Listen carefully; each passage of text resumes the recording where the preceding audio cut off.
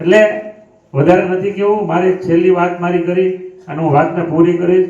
આ સરકાર ખેડૂતોની સરકાર છે.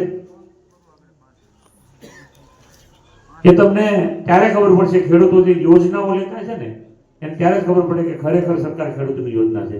છેલ્લે આપણે ચોમાસાના એન્ડમાં અતિવૃષ્ટિ થઈ, ખૂબ વરસાદ આવ્યો, આપણે મોલ પાકી ગયેલો હતો, સિંગ કોકે ખેંચી નાખી હતી, કોકે લઈ લીધી હતી, કોકની ઊભી હતી, બાજરી, જુવાર, બીજા બધા પાક, અને અતિવૃષ્ટિ થવાને કારણે બધું જ આમ જોવા જાય તો પલળી ગયું. એટલે તે દિવસે તે વરસાદ બીજે જ દિવસે એટલે મેં લગભગ તળાજા તાલુકાના 60 સરપંચ વાળે સીધી વાત કરી કે ભાઈ તમારા ગામમાં કેટલું નુકસાન છે, કેવો વરસાદ છે.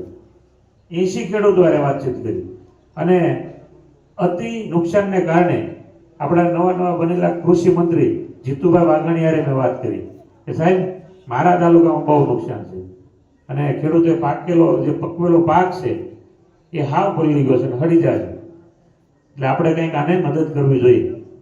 જીતુભાઈ મને કે હું મુખ્યમંત્રીને હારે જ બેઠું છું, તું જરાક વાત કરી લે એમ. મેં કીધું આપો સાહેબને.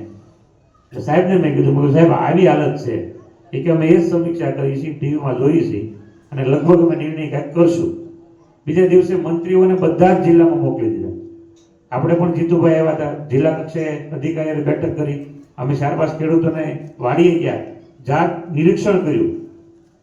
સાહેબ એ જ દિવસે આખા ગુજરાતના સેટેલાઇટ ઇમેજ લેવામાં આવ્યા. ભોજભાઈ બેઠા છે, ભોજભાઈની વાડીમાં શું ઊભું છે, સિંગ છે, પાથરા છે, લેવાઈ ગયેલી છે, ઝાડ ઊભી છે, આ સેટેલાઇટ ઇમેજ લેવામાં આવ્યા. અને આપણે બધા એવું કીધું કે અમારું બધું વળી ગયું છે, તમે અમને સહાય આપો ને